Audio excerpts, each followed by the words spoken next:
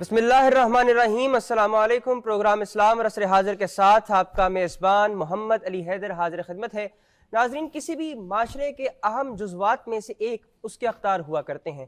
यकीनन कोई भी माशरा इंसानी माशरा कहलाने का अहल नहीं हो सकता जब तक उसके अंदर मजबूत अख्तार और वैल्यू सिस्टम मौजूद ना हो। आज कुछ बात करेंगे इंसानी माशरे और इस्लामी अक़दार के हवाले से। हमारे साथ हमेशा की तरह हमारी रहनुमाई फरमाते हैं, तशरीफ़ फरमा है जनाब अल्लामा शफ़ात रसूल। आपके साथ तशरीफ़ रखते हैं मारूफ स्कॉलरली शख्सियत जनाब डॉक्टर अली वक़ार क़ादरी। मैं आपको भी खुश आमदीद कहता हूँ। अल्लामा साहब, जिस तरह के आज का मौजू है इंसानी माशरे के लिए इस्लामी अक़दार, कुछ इरशाद हो। बिस्मिल्लाहिर्रहमानिर्रहीम। इस हकीकत को ज़हन में रखिए कि कुरान हर पहलू से, हर एतबार से एजाज़ है। बिल्कुल ठीक। यहाँ तक कि कुरान पाक के जो अल्फाज अल्लाह ताला ने इंतखाब फरमाए जी, उन अल्फाज के इंतखाब में भी मोजिज़ा है। बेशक, बिल्कुल ठीक। ये हकीकत तो अज़र मिन शम्स है कि कुरान पाक के एक एक लफ्ज़ के एक माना से लेके हज़ारों माना तक होते हैं एक एक लफ्ज़ के। बेशक। और इस हकीकत को भी आप जानते हैं कि कुरान पाक के एक माना के लिए मुतरादिफ़ात की भी एक बड़ी भरमार है अरबी ज़ुबान में। बिल्कुल ऐसे। अब इन हकीकतों को सामने रखें हम तो फिर सोचना पड़ता है कि इंसान, आदम और बशर, जी, ये जो लफ्ज़ अल्लाह ताला ने इस्तेमाल फरमाए हैं इंसानी शख्सियत के लिए, यानी हमारे लिए, इसमें क्या एजाज़ है। जी, ठीक। मैं इन अल्फाज के मानी और मफ़ाहीम के एतबार से जो गुफ्तगू करूँगा वो इसलिए जी, और उस हवाले से करूँगा जिसका ताल्लुक़ हमारे मौजू से बनता बिल्कुल है। ठीक। मतलब इंसानी माशरा और इस्लामी अक़दार। बिल्कुल ठीक। आप लफ्ज़ इंसान को देखें तो इंसान का माना अरबी लुग़त में दो हैं। ठीक। एक है उन्स और दूसरा है निसियान। बिल्कुल ठीक। कि अल्लाह ताला ने इंसान को लफ्ज़ जिन के मुकाबले में इस्तेमाल फरमाया। ठीक। जिन के माने में उनसियत नहीं होती। अच्छा। जिन के माने में बोध होता है, मिजाज का, ज़िनों का, तबों का ठीक। और रहन सहन का। बिलखुसूस जो जिन का लफ्ज़ इस्तेमाल हुआ है बिल्कुल ठीक। उसमें तन्हाई है, तजर्रुद है, खलवत है, अकेलापन है उसमें। इंसान का जो माना उन्स है, इसका माना इकट्ठे रहना है। अच्छा। इसका मतलब ये है कि जो हमारा माशरा है, जिसे इंसानी माशरा है कहते हैं, उसके लिए मुमकिन ही नहीं कि वो गारों में, पहाड़ों में, दरियाओं में तन्हा ज़िंदगी गुजार सके। ये एक मानूस माहौल के अंदर रह सकता है। और मानूस माहौल वहीं होता है कि जहाँ कुछ लोगों का इज्तिमा हो, मजमुआ हो, कट हो। बिल्कुल ठीक। और दूसरा लफ्ज़ इंसान का माना निसियान भी है। निसियान का माना भूल जाना। तो अल्लाह ताला ने ये इंसान के मिजाज में रखा है कि वो अगर किसी से नाराज़ होता है तो उसकी नाराज़गी जब उससे कोई दरगुजर कर ले, माफ़ी मांग ले, सॉरी कर ले, तो उसको भूल जाता है। बिल्कुल ठीक। और अगर ना भी कोई करे तो ज़माना ख़ुद उसे फरामोश कर देता है। जिस तरह हम लोग अक्सर कहते हैं कि किसी का रिश्तेदार, अजीज़ व क़ारिब अगर फ़ौत हो जाए, बड़ा मोहब्बत वाला, जी, तो वो रोता है, आंसू बहाता है और सब यही कहते हैं कि भाई ये जो ज़ख़म है वक्त के साथ ख़ुद मुंतमिल हो बिल्कुल जाएगा। ठीक। मरूर ज़माना के साथ इंसान बहुत कुछ भूल जाता है। ठीक। तो ये दो माना इंसान के। अब आदम की तरफ आइए। आदम उद्मतुन से है। ठीक। और उद्मतुन का माना होता है इकट्ठे रहने की सलाहियत। तो ठीक। जानवरों में ये सलाहियत नहीं है कि वो इकट्ठे रह सकें या एक माशरे को तश्कील दे सकें। हैवानात में ये नहीं है। ठीक। तो इंसान को आदम भी कहा, तो आदम का माना ये है कि हमने इसके अंदर ये सलाहियत रखी है कि ये इकट्ठे मिल के रहने की इसमें इस्तिताअत हमने रख दी है। अब बशर का माना क्या है? बशर का माना है, तीन माना है। एक है सआदत, एक है फ़रहा और एक है बशाशतुल वजह, यानी सआदत, खुशी। जब दिल के अंदर खुशी होती है तो उसका आईनादार इंसान का चेहरा होता है, तो चेहरे से बशाशत टपकती है।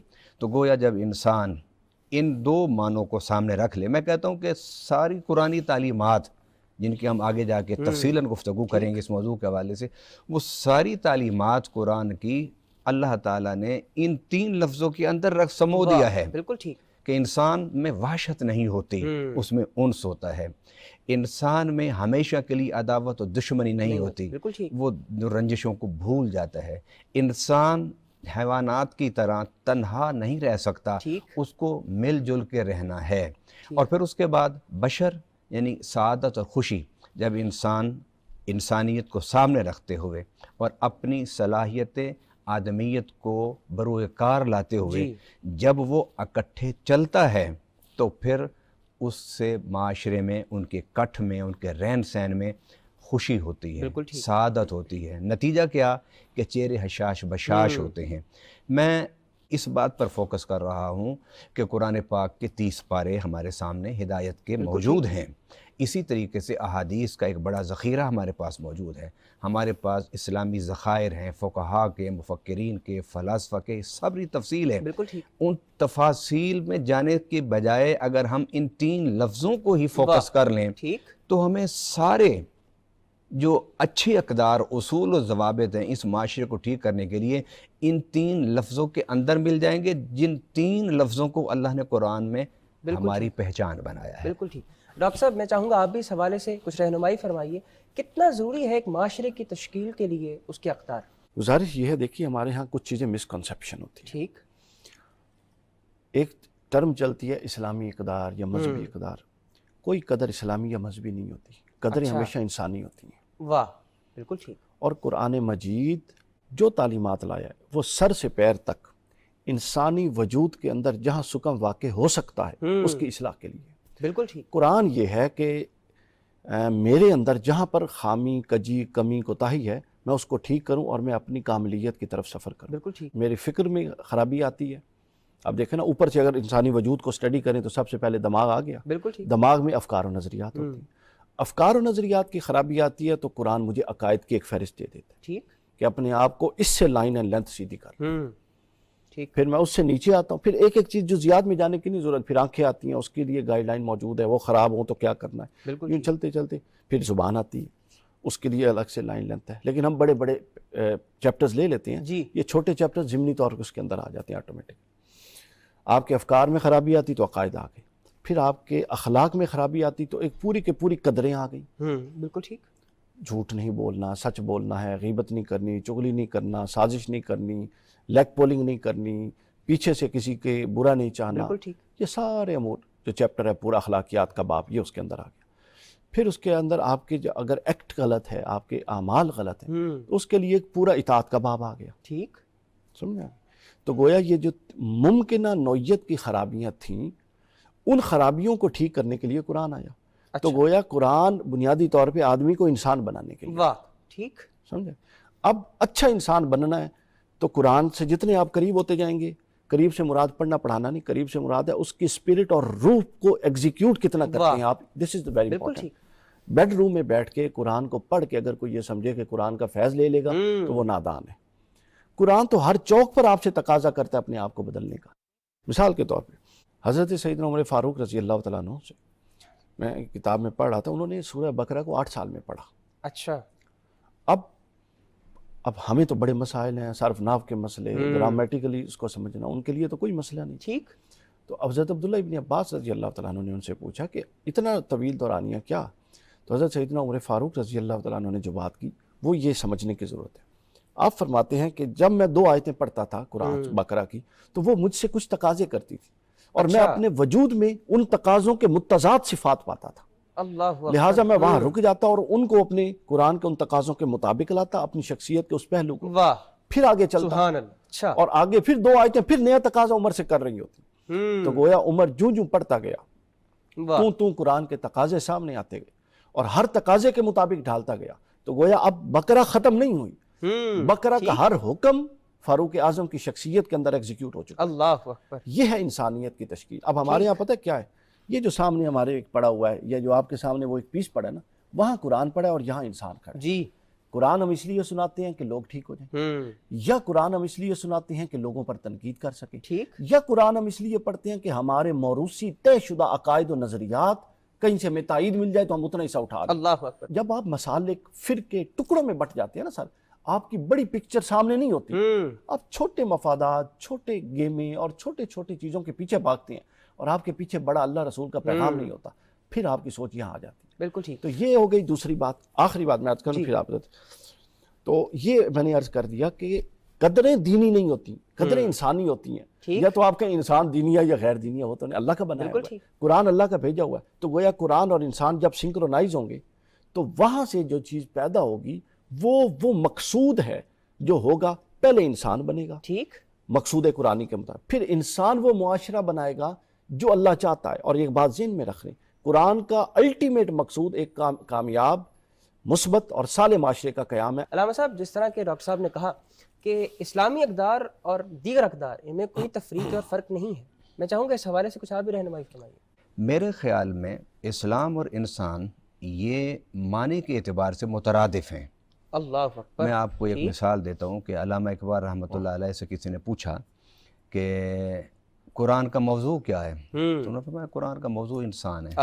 اچھا، یعنی 30 پاروں میں شروع سے آخر تک موضوع اس کا انسان ہے۔ مثلا انسان پیدا کیسے ہوا ماں کے پیٹ میں، مدارج کیا ہیں، درجات کیا ہیں، مراحل کیا ہیں، اس کا ذکر ہے۔ اس سے پہلے جب انسان کو اللہ تعالیٰ نے مٹی سے تخلیق کیا، اس کا ذکر ہے۔ پھر دنیا میں آیا، اس کا ذکر ہے۔ ٹھیک، پھر اس کی بچپن سے یعنی پیدائش سے لے کر موت تک اس کو کیا بننا چاہیے اور کیا کرنا چاہیے، اس کا ذکر قرآن میں۔ پھر قبر میں جاتا ہے، اس کا ذکر قرآن میں۔ پھر قیامت کے دن اٹھنا ہے اس نے، اس کا ذکر ہے قرآن میں۔ جیسے ڈاکٹر صاحب نے فرمایا کہ انسان کے بارے میں قرآن بات کرتا ہے کہ اس کے عقائد کیسے ہونے چاہیے، اس کے اعمال کیسے ہونے چاہیے، اس کے اخلاق کیسے ہونے چاہیے۔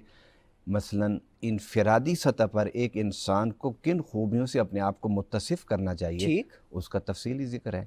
لیکن جب افراد آپس میں ملتے ہیں تو پھر اجتماع بنتا ہے، اسی کو معاشرہ کہتے ہیں۔ وہ کیسا ہونا چاہیے، اس کا بنیادی جو قرآن نے بیان کیا وہ یہ ہے کہ وَأُمِرْتُ لِأَعْدِلَ بَيْنَكُمْ، یعنی میرا آقا صلی اللہ علیہ وسلم فرماتے ہیں اللہ نے مجھے حکم دیا ہے کہ میں عادلانہ معاشرہ قائم کروں۔ اب تمام نظام کی بنیاد عدل ہے، بالکل ٹھیک، اور عدل پر مبنی معاشرہ ہونا چاہیے۔ آج جہاں انسانیت کی بات ہوتی ہے وہاں نظام میں عدل ہی ہے نا۔ جن ممالک کو ہم کرتے ہیں کہ آئیڈلائز کرتے ہیں ہم، اور کرنا چاہیے ہمیں، اور صدق دل سے تسلیم کرنا چاہیے۔ اگر آپ کسی کی خوبیوں کو تسلیم نہیں کریں گے تو آپ وہ خوبیاں اپنائیں گے کیسے؟ اگر آپ کسی کی خوبی تسلیم نہیں کریں گے تو کل آپ کی کون خوبی تسلیم کرے گا؟ تو کھلے دل سے ان چیزوں کو تسلیم کرنا چاہیے۔ جن ممالک کو ہم آئیڈیلائز کرتے ہیں ان کے نظام کی جڑ اور بنیاد عدل ہے، اور یہ عدل کی بات قرآن اور اسلام میں موجود ہے۔ اچھا، اب اس سے تھوڑا سا ہم اس کو اور وسیع کر دیتے ہیں۔ ہم انبیاء کرام سے پہلے آپ یہ جو آیت میں نے پڑھی نا وَأُمِرْتُ لِأَعْدِلَ بَيْنَكُمْ، اسی آیت کا پہلے 2 جملے آپ پڑھیں تو اس میں یہ ہے کہ ہم نے ابراہیم کو، نوح کو، حضرت موسیٰ کو، حضرت عیسیٰ کو، ہم نے سب کو حکم دیا ان اقیموا الدین، کہ دین قائم کرنا ہے۔ اور پھر سورۃ الحدید میں اللہ نے فرمایا لِيَقُومَ النَّاسُ بِالْقِسْطِ، کہ ہم نے کتاب نازل کی ہے اور میزان نازل کیا ہے۔ اس کا مقصد قسط پر قائم کرنا، عدل پر قائم کرنا۔ اب آپ ان لوگوں کو، انہوں نے قرآن تو کھول کے نہیں پڑھا نا، لیکن وہ اپنے ممالک کو اس اچھے انداز میں انہوں نے تشکیل دیا، تو بنیاد تو وہی بنی نا جو قرآن نے بیان کی ہے، اور وہ ہے عادلانہ، کہ آپ کے ہر نظام کی بنیاد عدل ہو، آپ کی اجتماعی انفرادی جو زندگی ہے اس کی بنیاد عدل ہو۔ اب اس کو میں جس طرح بتا رہا تھا کہ تورات میں، انجیل میں، زبور میں، صحف ابراہیم، جہاں تک میں پڑھ سکوں، میرا کوئی اتنا بڑا علم نہیں ہے، لیکن جہاں تک میں نے پڑھا اس میں میں نے اس حقیقت کو پایا کہ حضرت آدم علیہ السلام سے میرے آقا صلی اللہ علیہ وسلم تک، اور پھر میرے آقا صلی اللہ علیہ وسلم نے صحابہ کی جس انداز میں تربیت کی، اہل بیت کی جس انداز میں تربیت کی، اس میں بھی بات یہی تھی کہ عدل نہیں چھوڑنا۔ اور وہ واقعہ کہ جس میں ایک عورت نے چوری کی تھی، اس کا نام بھی فاطمہ تھا، تو جب سفارش آئی تو میرے آقا نے کیا فرمایا تھا؟ اگر اس فاطمہ کی جگہ میری بیٹی فاطمہ ہوتی تو میں عدل کرتے ہوا اس کو سزا دیتا۔ ٹھیک ہے، لیکن یہاں ایک بات میں پھر کرنا چاہتا ہوں، ہم جب بھی عدل کی بات کرتے ہیں نا تو عدل کی بات کرتے ہیں ہم سزا میں، یعنی سزاؤں کا نفاذ یہ ضروری ہے، یہ عادلانہ معاشرہ قائم کرے گا، یہ نہیں۔ عادلانہ نظام آپ کا معیشت میں بھی ہونا چاہیے، سیاست میں بھی ہونا چاہیے، معاشرت میں بھی ہونا چاہیے۔ ہاں حدود اور تعزیرات وہ تو اسلام نے اس کو بہت آخر میں رکھا ہے، بالکل ایسے ہی۔ اور سیدنا عمر فاروق رضی اللہ تعالیٰ نے جب قحط پڑا تھا تو آپ نے سزا کی، چوری کی سزا موقوف کر دی تھی۔ آپ سے پوچھا گا کیوں؟ فرمایا کہ کیونکہ قحط ہے، کوئی باپ کوئی ماں کوئی چوری کر لے کوئی چیز اپنے روتے ہوئے بچے کی تسکین کی خاطر تو عمر اس کے ہاتھ کاٹتا پھرے۔ اللہ، تو میں یہ عرض کرنا چاہتا ہوں اسلام اور انسان کو جب آپ غیر جانبدار ہو کے سوچیں گے، دیکھیں گے، پڑھیں گے تو آپ کو کمال انسانیت کا اور معاشرے کا معراج آپ کو نظر آئے گا اسی بات میں کہ ہم انسانیت کو یا سمجھ لیں یا اسلام کو سمجھ لیں۔ بالکل ٹھیک۔ ناظرین گفتگو کا سلسلہ یہیں سے آگے بڑھائیں گے، حاضر ہوتے ہیں ایک وقفے کے بعد، ہمارے ساتھ رہیے۔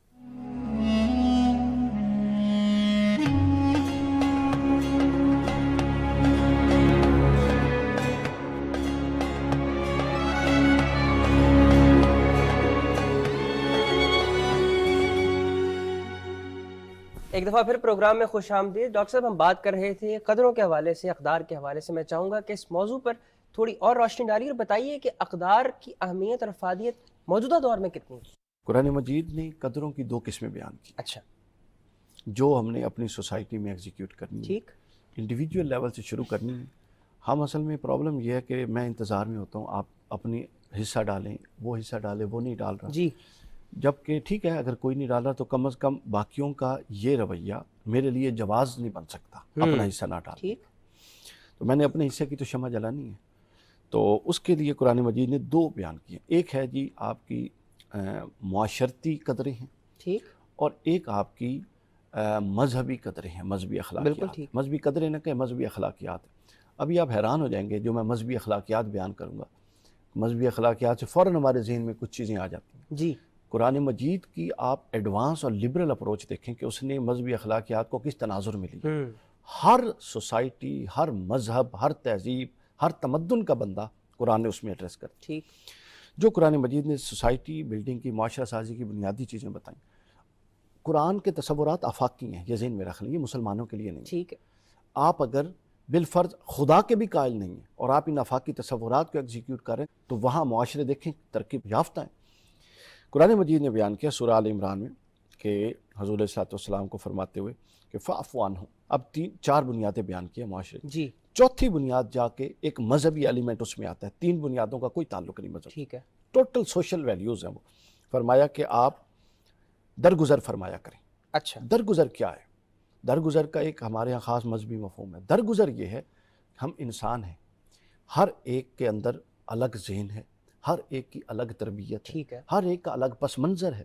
آپ کسی اور پس منظر سے آئے ہیں، بالکل میں ٹھیک۔ کسی اور، آپ نے ایک اور درجے کے سکول میں پڑھا، میں نے کسی اور، بالکل ٹھیک، ہمارا پھر فیملی بیک گراؤنڈ مختلف، کوئی مذہبی کوئی غیر مذہبی، پھر ہمارا اپنا فائنینشیل بیک گراؤنڈ مختلف، پھر ہمارا کلچرل بیک گراؤنڈ، یہ سب چیزیں، اور پھر سب سے بڑھ کے ہر ایک کے اندر ایک الگ سوچنے سمجھنے کی صلاحیت ہے۔ بالکل ٹھیک، تو یہ ممکن نہیں تھا کہ انسان جو مدنی و طبع ہے اور جو مل جل کے رہنا پسند کرتا ہے، جو اس کی سرشت اور ودیت میں ہے، تو جب یہ مختلف فکر و نظر رکھنے والے اتنے لوگ اکٹھے بیٹھیں گے تو ممکن نہیں تھا اختلاف نہ ہو۔ اختلاف ہونا ہی تھا، لیکن اختلاف ہونا پرابلمیٹک نہیں ہے، اختلاف کو مزید الجھا دینا، مخالفت بنا دینا، یہ پرابلمیٹک بہت ہے۔ اہم نکتہ۔ قرآن مجید کہتا ہے کہ اختلاف ہو تو اس کو سلجھاؤ۔ ٹھیک، درگزر کیا ہے؟ درگزر یہ ہے کہ اصولی اختلاف کیا جائے، اور جس میں نفس، جس میں حسد اور بغض اور کینہ اور یہ معاملات آ جاتے ہیں کہ آپ بے بنیاد چیز کو بنیاد بنا کر معاملے کو طول دے دیتے ہیں، ہٹ دھرم بن جاتے ہیں، بغض اور حسد کی فضا پیدا کرتے ہیں اور اس سے پورے کے پورے معاشرے کو، سوسائٹی کو پراگندہ کریں۔ قرآن کہتا ہے ہٹ دھرم نہ بنو، اڑیل مت بنو، اختلاف رکھو، اگر بنیاد سمجھ آ جائے تو اختلاف ختم کر دو، اور اگر بعض اوقات بنیاد ٹھیک بھی ہو تو بات کو زیادہ نہ کھینچو، درگزر کر دو۔ بالکل ٹھیک۔ اس کے بعد دوسری چیز قرآن بیان کرتا ہے، دوسروں کے لیے وہ کہتے ہیں، دوسروں کے لیے قرآن کے الفاظ یہ ہیں کہ ان کے لیے استغفار کریں، دعا کریں، دوسروں کے لیے خیر خواہی چاہیں، یہ اس کا مفہوم ہے۔ بالکل ٹھیک، یعنی ایک بندہ آپ کا بدترین دشمن ہے، آپ اس کو، اپنا ڈیفنس آپ پر فرض ہے، لیکن آپ اس کے لیے کوئی مد مقابل سازش کریں اس کی دشمنی کی بنیاد پہ، اس کی اجازت نہیں۔ بالکل ٹھیک۔ تیسری چیز جو قرآن نے بیان کی وہ فرمایا کہ معاشرہ تب قائم ہوتا ہے جب جوائنٹ وزڈم کو لیا جائے، ٹھیک، انڈیویجول ڈیسیژنز نہ ہو، وشاورہم فی الامر، ہر اہم معاملے میں ان سے مشاورت کریں، اور جب یہ 3 چیزیں پوری ہو جائیں پھر آپ اللہ کی طرف توکل کریں۔ اور آخری چیز قرآن نے بیان کی جو مذہبی اخلاقیات، فرمایا وَلَا تَسُبُّوا الَّذِينَ يَدْعُونَ مِن دُونِ، خبردار ان لوگوں کو جو اللہ کے علاوہ خدا بنا کے ان کو پوجتے ہیں، ٹھیک، ان کے بارے میں غیر محتاط زبان نہیں استعمال کریں۔ ٹھیک ٹھیک، وہ اللہ کے بارے میں غیر محتاط زبان استعمال کریں۔ یہ 2 حصے ہیں جن پر آپ کا معاشرہ مذہبی، سیاسی، اخلاقی اور ہر حوالے سے قائم ہو سکتا ہے اگر ہم ان بنیادوں کو مضبوط کریں۔ بالکل ٹھیک۔ علامہ صاحب، سوسائٹی کا ایک بہت اہم موضوع جس پہ بہت عرصے سے ڈیبیٹ چل رہی ہے وہ فریڈم آف ایکسپریشن ہے۔ میں یہ رہنمائی حاصل کرنا چاہوں گا، کیا انسانی معاشرے کے اندر فریڈم آف ایکسپریشن ہونا چاہیے؟ اگر ہونا چاہیے تو کتنی فریڈم اس حوالے سے میسر ہونی چاہیے؟ قرآن پاک میں متعدد مقامات پر حدود اللہ کی بات آئی ہے۔ ٹھیک، میں ان حدود اللہ سے جو سمجھا ہوں وہ یہ کہ آپ اپنی کوئی بھی زندگی، فکری زندگی ہو، عملی زندگی ہو، مذہبی ہو، سیاسی ہو، سماجی ہو، معاشی ہو، معاشرتی ہو، اس میں ایک لمٹ آپ کو رکھنا ہوگا۔ اچھا، اور لمٹ کا مطلب یہ نہیں کہ آپ کسی کے بنیادی حقوق کو غصب کر دیں۔ اچھا، لمٹ کا مطلب یہ ہوتا ہے کہ آپ آزادی دیں لیکن اس آزادی کو ان حدود سے باہر نہ جانے دیں کہ اگر وہ لمٹ سے باہر نکلے تو پھر وہ تباہی، بربادی اور فساد کا سبب بن بالکل جائے۔ ٹھیک، دیکھیے، اللہ نے انسان کو آزاد پیدا کیا ہے، اور سیدنا عمر فاروق رضی اللہ تعالیٰ عنہ فرمایا کرتے تھے کہ رب نے ان کو آزاد پیدا کیا ہے، عمر ان کو غلام بنانے کا حق نہیں رکھتا۔ ٹھیک، یہ تو عمر فاروق رضی اللہ تعالیٰ عنہ جو رسالت و نبوت کی نظر کے فیض سے جنہوں نے تربیت پائی، یہ ان کی سوچ تھی، تو یقیناً یہ سوچ ان کی ٹھیک ہے۔ اب آپ آئیے میثاق مدینہ کی طرف۔ جی، میثاق مدینہ میں آپ دیکھیں تو اس میں مذہبی آزادی بھی ہے، اور مذہبی آزادی کے ضمن میں رب العالمین نے یہ آزادی رائے، اس کا اظہار، اس کا بھی پورا بیان ہے۔ مثلا ہر مدینہ کے باشندے کو اس بات کی اجازت ہوگی کہ وہ اپنے مذہبی رسوم اور عبادات اپنے مذہب کے مطابق ادا کرے۔ ٹھیک، پھر اس کے بعد اس میں یہ بھی تھا کہ ہر ایک کو اپنے معبد خانے میں جا کر عبادت کرنا، اس میں کوئی رکاوٹ نہیں ہوگی۔ بالکل ٹھیک، یعنی اگر آپ دنیا انسانیت کا پہلا تحریری معاہدہ جسے ہم میثاق مدینہ کہتے ہیں، جو میرے آقا صلی اللہ علیہ وسلم نے لکھوایا اور اس کو ریاست مدینہ کی بنیاد بنائی، اس کی بنیاد ہی آزادی پر ہے۔ ٹھیک، نہ تو یہ پابندی تھی کہ یہ مدینہ کی ریاست ایک نبی اور رسول کے سرپرستی میں زیر سایہ پروان چڑھے گی تو اس میں کوئی مسلمانوں کے علاوہ نہیں رہ سکتا، نہیں، سب رہ سکتے ہیں۔ اپنے مذہب کو پریکٹس نہیں کر سکتے، اس کی بھی نہیں تھی، پریکٹس کر سکتے ہیں۔ جب آپ اپنے مذہب کو پریکٹس کریں گے تو آپ کچھ اعمال بجا لائیں گے، بالکل ایسے ہی، تو اس کی بھی آزادی ہے۔ آپ کو بات کرنے کی بھی آزادی ہے، اس کی بھی اسلام میں میثاق مدینہ میں اجازت دی۔ اب میثاق مدینہ جو ہے اس کی بنیاد اللہ کی وحی ہے، ٹھیک، اور رب نے قرآن میں فرمایا لا اکراہ فی الدین، کہ کسی پر بھی جبر نہیں ہے، یعنی دین کے معاملے میں جبر نہیں ہے۔ بالکل ٹھیک، اچھا، یہ تو دین کا ایک ہم خاص معنی لیتے ہیں نا، دین کو محدود کر کے مذہب بنا دیتے ہیں، پھر ہم اس کی ایکسپلین کرتے ہیں، لیکن دین کا معنی پوری زندگی، انسانی زندگی کو جس نے گھیرا ہوا ہے، جی، اس میں کوئی پابندی نہیں ہے کہ آپ کس دھرم پر رہتے ہیں، کس دھرم کو اختیار کرتے ہیں، اس کی کوئی پابندی نہیں۔ اگر دھرم، دین اور مذہب کو اختیار کرنے کی پابندی ہوتی تو قرآن ان آیات سے بھرا ہوا نہ ہوتا کہ لست علیہم بمسیطر، اے میرے پیارے حبیب صلی اللہ علیہ وسلم، ہم نے آپ کو ان پر دروغہ بنا کے نہیں بھیجا کہ آپ جبر کریں ان پر۔ بالکل ٹھیک، اور وہ پھر نبی پاک صلی اللہ علیہ وسلم کے بارے میں وما کان المؤمن، کہ اللہ تعالیٰ اگر چاہتا تو سب کو مومن پیدا کر دیتا، ٹھیک، اس کے لیے کون سا مشکل ہے۔ آخر میں فرمایا افانت تکرہ الناس حتی یکونوا مؤمنین، کیا آپ جبر کرتے ہیں کہ لوگ مومن ہو جائیں؟ فرمایا یہ تو ہم اگر چاہتے تو پیدائشی طور پر ہر بندے کو اس حد تک لے آتے کہ وہ کسی اور مذہب، کسی اور دین، کسی اور دھرم کے بارے میں سوچ ہی نہ سکتا، یہ بھی ہم کر سکتے تھے۔ بالکل ٹھیک، جس طرح دیکھیں نا، حیوانات کی ایک فطرت ہے، وہ فطرت اللہ نے فیڈ کر دی ان کے بالکل اندر، ایسے ہی، وہ ادھر سے ادھر نہیں ہو سکتے۔ مثلا جو گوشت کھانے والا جانور ہے گوشت ہی کھائے گا، وہ گوشت کھائے گا، سبزی نہیں کھائے گا۔ ایسے ہی، جو سبزی کھانے والا ہے وہ سبزی ہی کھائے گا، گوشت نہیں کھائے گا۔ جس میں دونوں صلاحیتیں رکھی ہیں وہ دونوں کھاتے ہیں. بالکل ٹھیک. اچھا آکسیجن جو جانور لیتے ہیں پانی کے اندر وہ پانی کے باہر نہیں لے سکتے. بالکل ایسے. جو پانی کے باہر آکسیجن لینے کی صلاحیت رب نے رکھی ہے وہ پانی کے اندر مر ایگزیکٹ جاتے ہیں جا پیٹرن ہے، کے. بس وہی فالو کرتے ایک ایگزیکٹ پیٹرن ہے. لیکن انسان کے بارے میں رب نے کہا قل الحق من ربکم فمن شاء فلیؤمن ومن شاء فلیکفر، کہ تمہیں اجازت ہے کہ جس راستے کو چاہو اختیار کرو، اس راستے کو یا اس راستے کو، حق کو یا دوسرے کو. لیکن یاد رکھو اگر یہ حق کے راستے پر چلو گے تو اس کا انجام اچھا ہوگا، اور اگر دوسرے راستے پر چلو گے تو اس کا انجام برا ہوگا. اس لیے قرآن پاک میں رب العالمین نے اپنے پیارے حبیب صلی اللہ علیہ وسلم فرمایا قل یا قوم اعملوا علی مکانتکم انی عامل فسوف تعلمون من تکون لہ عاقبۃ الدار. کفار سے کہا تم اپنے ایجنڈے پر کام کرو، میرا حبیب اپنے ایجنڈے پر کام کرے، نتائج بتائیں گے کہ ایجنڈا کس کا انسانیت کی منفعت میں تھا. اور فرمایا تمہیں پتہ چل جائے گا. آپ اگر قرآن کو پڑھتے جائیے ایک پارہ بھی آپ کو ایسا نہیں ملے گا جس میں حریت فکر کی بات نہ ہو، آزادی اظہار رائے کی بات نہ ہو. لیکن اس کی ایک لمٹ ہے. مثلا جس طرح ڈاکٹر صاحب نے آیت پڑھی وَلَا تَسُبُّوا الَّذِينَ يَدْعُونَ مِن دُونِ اللَّهِ فَيَسُبُّوا اللَّهَ عَدْوًا بِغَيْرِ علم.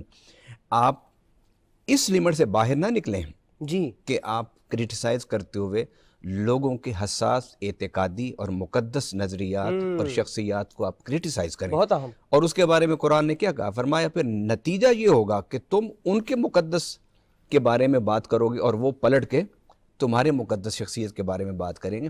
اظہار رائے کا پورا حق ہے لیکن اس کے لیے ایک لمٹ ہے. مثلا یورپ کے ممالک کو ہم آئیڈیلائز کرتے ہیں جی، لیکن یہ ان کے اندر بڑی خامی ہے کہ وہ آج تک اس حقیقت کو نہیں سمجھ سکے کہ کسی بھی مذہب کے مقدس شخصیات کے بارے میں آزادی دینا. آزادی یہ ہے کہ آپ ایک شخصیت ہے، وہ انسانیت کا ایسٹ ہوتا ہے. بالکل ایسے. اس پر آپ بات کر سکتے ہیں، میں کر سکتا ہوں بات. اگر اس میں کوئی چیز سمجھنے کے قابل ہے تو اس پر ڈیبیٹ ہو سکتی ہے. بالکل ٹھیک. لیکن اہانت کرنا، نیگیٹو انداز میں بات کرنا، سلبی طریقے سے بات کرنا، یہ بہت غلط ہے. بالکل ایسے. یہ اس کو اس طرح نہیں ہونا چاہیے. ٹھیک. میں ان ممالک کو جو اپنے آپ کو، میرا خیال ہے کہ انسان کی عادت ہے کہ ذرا تھوڑا سا بہتر ہوتا ہے نا تو اس میں تکبر آ جاتا ہے اور اپنے آپ کو بہت کچھ سمجھنے لگ جاتا ہے. تو شاید یہ لوگ بھی اب اس مقام پر پہنچے ہوئے ہیں کہ ہم دنیا پر رول کر رہے ہیں علمی حساب سے، سیاسی حساب سے، اقتصادی حساب سے. شاید ہمارا ہر فیصلہ صحیح ہے. ہر فیصلہ طاقتور کا صحیح نہیں ہوتا. طاقتور کا وہی فیصلہ کہ جو طاقت کی بنیاد پر نہ کرے، عقل اور فکر کی بنیاد پر کرے گا، وہ فیصلہ ٹھیک ہوگا. اور اگر اپنے وہ ہر فیصلے کو طاقت کی بنیاد پر اس کو نافذ کرنے کی کوشش کرے گا تو پھر یہ جمہوریت بھی جمہوریت نہیں رہتی، پھر یہ آمریت بن جاتی ہے. لہٰذا اسلامی معاشرے کے بہترین جو قدر میں نے پیمانہ، آپ اس کو ضابطہ کہہ لیں، قانون کہہ لیں، اصول کہہ لیں، بنیاد کہہ لیں، اس میں سے سب سے بہترین بات یہ ہے کہ بولنے کی اور سوچنے کی آزادی ہونی چاہیے. مثلا وہ جو سیب گرا تھا تو اس کو بڑا ایک معمولی سا واقعہ تھا کہ سیب جو گرا نیچے کیوں آیا، اوپر کیوں نہیں گیا، دائیں کیوں نہیں گیا، بائیں کیوں نہیں گیا. اسی سے پھر چلتے ہوئے پھر آگے نظریات بنے. ٹھیک. گریویٹی آف ارتھ کا نظریہ آیا.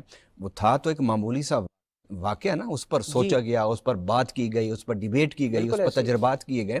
تو وہ پھر جب آپ بندشیں لگا دیتے ہیں عقل پر، فکر پر، بولنے پر، سوچنے پر، اور سوال نہیں کرنے دیتے اور سوال کا جواب دے کر آپ اگلے کو مطمئن نہیں کرتے، پھر پورا معاشرہ، وہ فرد تو ہے ہی ہے، آہستہ آہستہ پورا معاشرہ جو وہ ڈی ٹریک ہو جاتا ہے. معاشرے کو ڈی ٹریک ہونے سے بچانے کے لیے ضروری ہے کہ سوال کرنے کی اور سوچنے کی آزادی ہونی چاہیے. بالکل ٹھیک. ناظرین بریک کے بعد حاضر ہوں گے اپنے سیگمنٹ علم اور کتاب کے ساتھ. ہمارے ساتھ رہیے.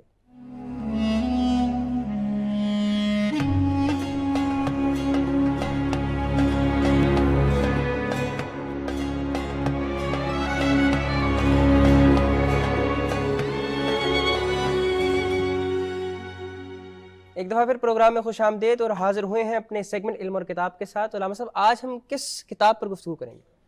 آج ہم انشاءاللہ گفتگو کریں گے الانسان فی القرآن. ٹھیک. اس کتاب پر آپ شاید یہ سمجھ رہے ہوں گے کہ یہ کسی عربی آتھر نے لکھی ہوگی. ایسا نہیں ہے. اچھا. یہ پاکستان کے ایک بہت بڑی روحانی شخصیت تھے سید نور حسن شاہ بخاری. اچھا. رحمۃ اللہ علیہ، آستانہ عالیہ کینیوان شریف کے. اور مزے کی بات ہے کہ وہ اپنی پوری زندگی پنجابی میں گفتگو کرتے تھے. اچھا. نام سے یہ پتہ چلتا ہے کہ شاید یہ عربی کتاب ہے، لکھنے والے سے جب پڑھتا ہے آدمی تو پتہ چلتا ہے کہ یہ کسی بڑے ٹھیٹھ اردو ادیب نے لکھی ہے، لیکن نہ وہ عربی تھے نہ وہ اردو ادب کے بہت بڑے کچھ تھے۔ اب تک ہم نے جتنی کتابیں ان پر گفتگو کی اور بحث کی اور اس پر تجزیہ اور تبصرے کیا ہم نے، ان کے آتھر سے ہم نہیں ان کے بارے میں کہ بالواسطہ یا بلا واسطہ کوئی ایسی معلومات ہم تک نہیں تھیں، کیونکہ ان میں سے اکثر تو وہ تھی جو صدیوں پرانی کتابیں تھیں اور ان کو لکھنے والے تھے۔ سید نور حسن شاہ بخاری رحمۃ اللہ علیہ، ان کے ساتھ جو لوگ بیٹھتے تھے، جو جنہوں نے ان سے فیض پایا، استفادہ کیا، جن کی ان سے ارادت تھی، ان لوگوں نے ہمیں بتایا کہ ہم خود حیران تھے کہ جب اس کتاب کو دیکھتے، پھر حضرت کے پاس بیٹھتے، ان کی گفتگو سنتے، شخصیت دیکھتے تو شخصیت دیکھتے کہ وہ کسی بہت بڑے کسی ادارے میں نہیں پڑھا، کسی بڑے استاد کے پاس نہیں بیٹھے، تو یہ اتنی بڑی بات کہ جس کو سمجھنے کے لیے بعض دفعہ علماء کو بھی رکنا پڑتا ہے کئی مقامات پر، اچھا، اس کی وضاحت کے لیے۔ ٹھیک، تو یہ حال ہی میں ان کا انتقال ہوا، مطلب ہے کہ پارٹیشن کے بعد، اچھا، یہ تقریباً ان کی وصال کو ہوئے ہوں گے کچھ 50 سال ہوئے ہوں گے، 40 سال ہوئے ہوں گے۔ اب اس میں انہوں نے کوشش کی ہے کہ انسان کی پوری تصویر قرآن سے نکالی جائے، ٹھیک، اور حقیقت بات بھی یہی ہے کہ انسان کا خالق اللہ تعالیٰ ہے، ایسے ہی، اور کتاب دینے والا قرآن وہ بھی رب ذوالجلال ہے۔ تو جتنی بہترین طریقے سے انسان کے بارے میں گفتگو رب کر سکتا ہے، جو اس کا خالق ہے، جو اس کی تخلیق کرنے والا ہے، جو اس کو مینوفیکچرنگ کرنے والا ہے، دوسرا نہیں کر سکتا۔ اب اس میں انہوں نے انسان کی فزیکل یعنی جو تخلیق ہے وہاں سے بات شروع کی، قرآن کی آیات سے، اور بات کرتے کرتے پھر انہوں نے انسان کے لیے جو عقائد ہیں ان کی ضرورت پر بات کی، پھر ضرورت اس کے ساتھ ساتھ پھر آپ نے جن عقائد سے انسان کے فکر کی ارتقاء مثبت انداز میں ہوتی ہے اس کی انہوں نے گفتگو کی، پھر اس کے بعد انہوں نے دنیا میں زندگی گزارنے کا جو اسلوب ہے اس پر انہوں نے گفتگو کی، پھر قبر اور آخرت اور جنت تک کے انسان کے جو معاملات ہیں ان پر گفتگو کی، پھر انسان کو جو اپنے اصل اور جو نسل ہے اس کے ساتھ تعلقات کیسے رکھنے چاہیے اس پر گفتگو کی۔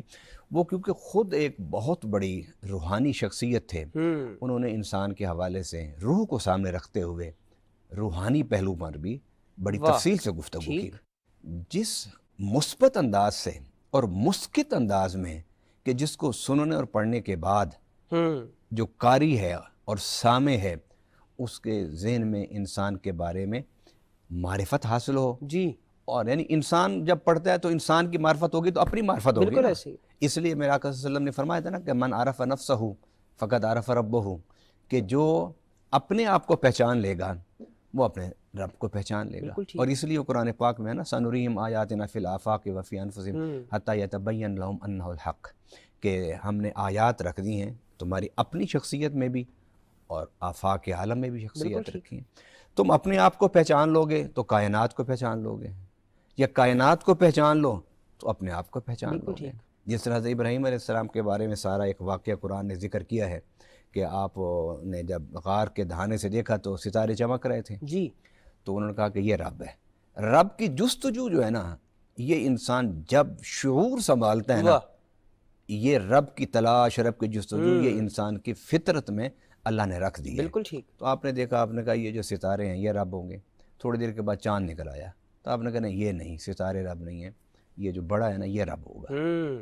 پھر جب وہ غروب ہونے لگا اور پھر سورج نکلنے لگا تو آپ نے فرمایا نہ یہ چاند بھی نہیں ہے، سورج بھی نہیں ہے، لا احب الآفلین، کہ میں یہ جو غروب ہونے والے ہیں کبھی بڑے کبھی چھوٹے، کبھی عروج کبھی زوال، یہ میرا رب نہیں ہو سکتا، رب نہیں مانتا، بالکل ٹھیک۔ یہ انسان کی فطرت میں ہے، یہ انسان اچھا انبیاء کی زندگی میں ان چیزوں کو نا بتایا گیا، دکھایا گیا کہ ایک نبی کس طرح بالکل ہوتا ہے۔ حضرت یوسف علیہ السلام کے بارے میں آپ پڑھیں، ان میں بھی یہی بات تھی کہ وہ رب کی جستجو کرتے تھے، اور ایک دفعہ یوسف علیہ السلام نے عزیز مصر جب بنے تو آپ نے وہاں پورے معاشرے کو مخاطب کرتے ہوئے آپ نے فرمایا تھا، مجھے یہ تو بتاؤ کہ جو اپنے وجود میں تمہارے ہاتھوں کے محتاج ہوں، جب تم انہیں تراش خراش کے سامنے رکھ دو، اب وہ تمہارے مالک و مختار بن جاتے ہیں۔ ٹھیک، اس حوالے سے بھی حضور سید نور شاہ بخاری رحمۃ اللہ علیہ نے متعدد مقامات پر بالاشارہ اور بالاستیعاب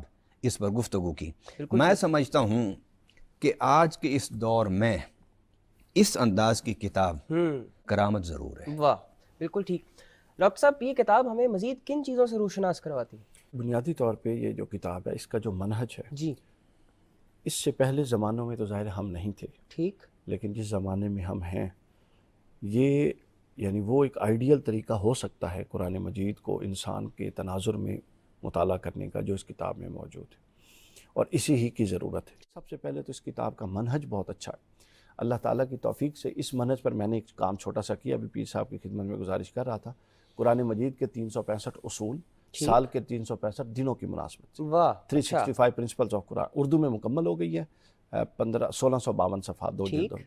انگلش میں تقریباً 250 صفحہ ٹرانسلیٹ ہو چکا ہے، اور ہندی میں بھی ہو رہی ہے۔